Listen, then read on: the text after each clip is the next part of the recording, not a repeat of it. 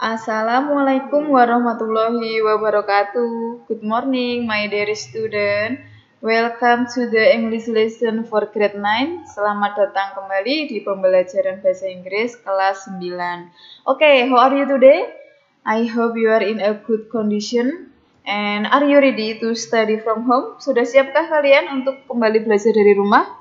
Semoga kalian tetap fokus, tetap tertib dan disiplin dalam mengikuti pembelajaran dengan baik walaupun dari rumah.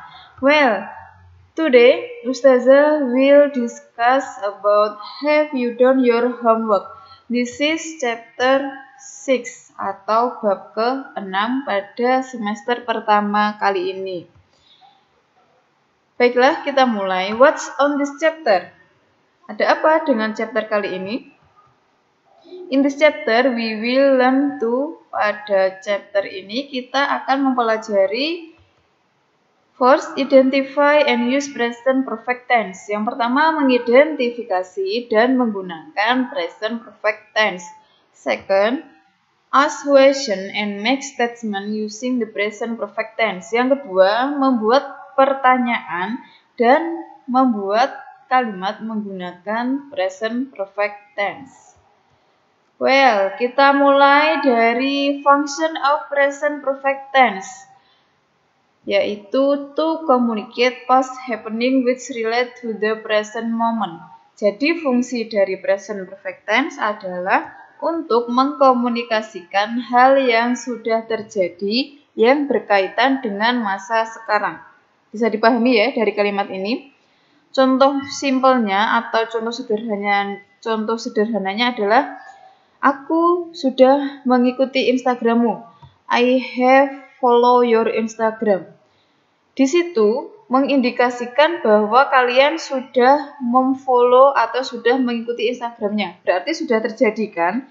Tetapi berkaitan dengan masa sekarang, karena sekarang kalian pun masih mengikuti Instagram tersebut. Bisa dipahami? Oke, selanjutnya adalah how do we formulate present perfect tense? Bagaimana kita membuat rumusnya atau merumuskan present perfect tense? Nanti akan Ustazah bagi menjadi 3 kalimat. Ada kalimat positif, kalimat negatif, dan kalimat pertanyaan. Dimulai dari kalimat positif, rumusnya adalah subjek atau orang, kemudian ditambahkan have or has, kemudian ditambahkan verb ketiga atau kata kerja bentuk ketiga. Contohnya adalah I have taught English. Di sini I posisinya sebagai subjek ya. Kemudian ditambahkan have karena subjeknya berupa I. Kemudian ditambahkan taught. Taught di sini adalah posisinya kata kerja bentuk ketiga. Kemudian ada kata English, yaitu ini sebagai kata keterangan atau pelengkap. I have taught English ini berarti aku sudah mengajar bahasa Inggris. Contoh berikutnya, you have taught English. Sama ya, hampir sama, cuma berbeda subjeknya saja. Next, kita ke kalimat negatif. Rumusnya adalah subjek ditambahkan have or has, kemudian ditambahkan not, dan ditambahkan verb ketiga atau kata kerja bentuk ketiga. Bedanya apa Ustazah dengan kalimat positif? Sangat terlihat dengan jelas ya. Kalau di kalimat negatif di sini ada kata tambahan not yang membedakan dengan kalimat positif. Yuk kita ke contoh dari kalimat negatif, yaitu he has not taught English. Dia tidak mengajar bahasa Inggris. Seperti yang saya sampaikan sebelumnya, bahwa ini posisinya sebagai subjek ya, kemudian ditambahkan has, kemudian ditambahkan not, kemudian kata kerja bentuk ketiganya adalah taught, dan English adalah pelengkap. Contoh berikutnya adalah she has not taught English.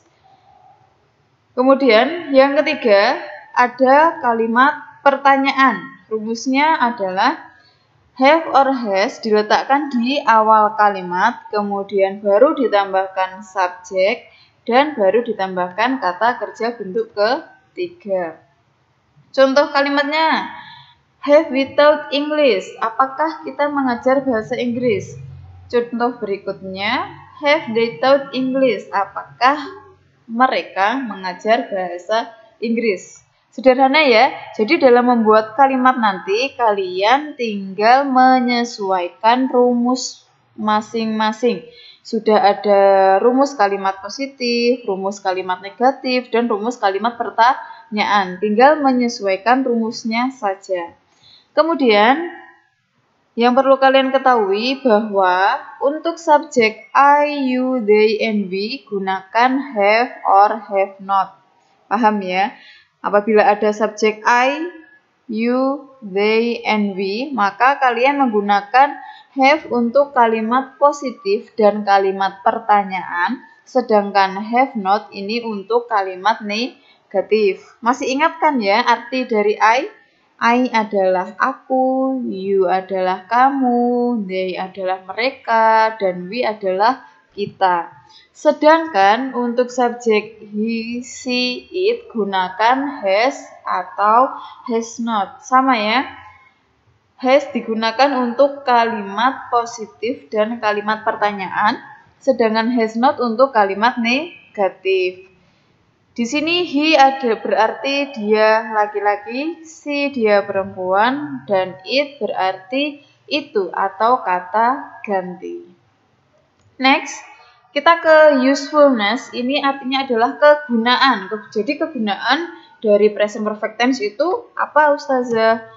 When do we use present perfect tense? Kapan kita menggunakan present perfect tense? Yang pertama, untuk menyatakan suatu tindakan yang dimulai di masa lalu dan sudah selesai pada saat berbicara yang menekankan hasil. Jadi, ketika kalian membuat aktivitas atau melakukan aktivitas, dimulainya di masa lalu. Masa lalu itu tadi malam atau tadi pagi, itu sudah termasuk masa lalu ya. Dan sudah selesai pada saat berbicara.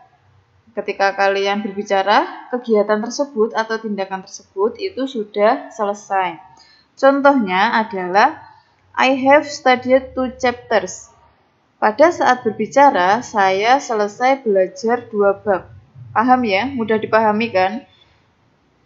Jadi ketika saya berbicara kalimat ini, saya posisinya sudah selesai belajar 2 bab.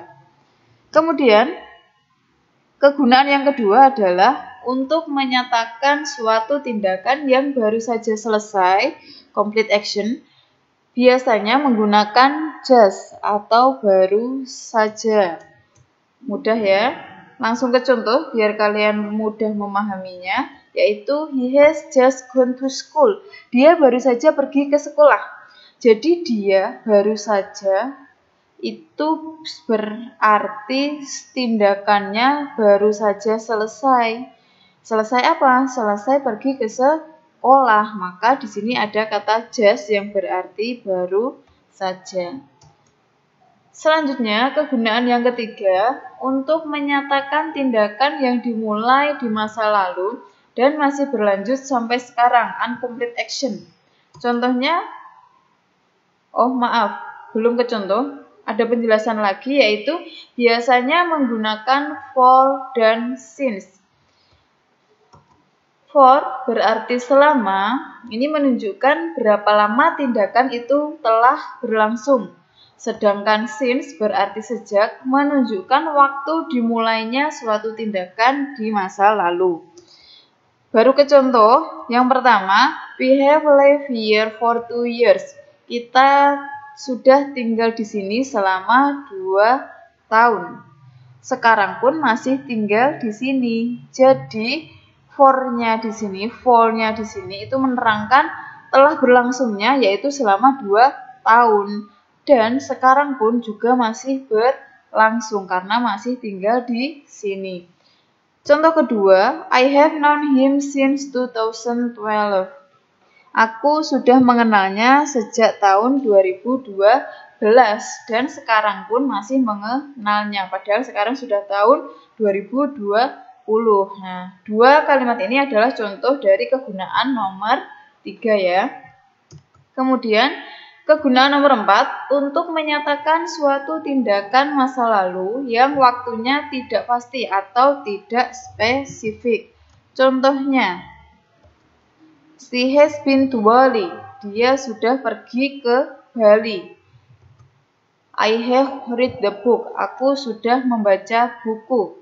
Dalam hal ini atau dalam dua kalimat ini tidak menyebutkan waktu secara spesifik atau secara pastinya kapan dia pergi ke Bali dan kapan dia telah membaca bukunya. Itulah yang dimaksud tidak menyebutkan waktu secara spesifik.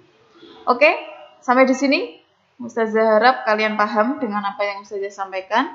Dan untuk chapter kali ini Ustazah tidak akan memberikan tugas, tetapi nanti di pertemuan selanjutnya Ustazah akan memberikan exercise atau latihan mungkin di Google Form ya.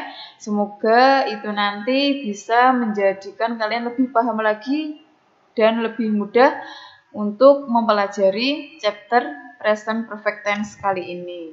Oke, Ustazah will say thank you for your attention and happy watching, reading, observing. Terima kasih sudah mau melihat, membaca, dan mengobservasi video kali ini. See you next time in the next video. Wassalamualaikum warahmatullahi wabarakatuh.